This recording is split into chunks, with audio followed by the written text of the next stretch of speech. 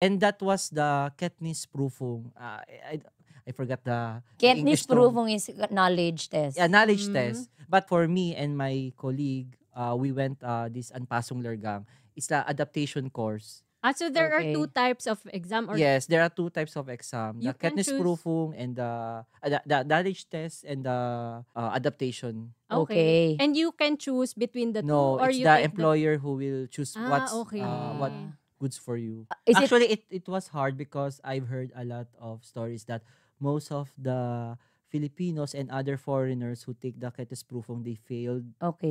for the first time. Oh, okay. But you can take it again, right? Yeah, they could take it again, but there's only limitation because if you have used all your chances, then Your life, your 3 hearts.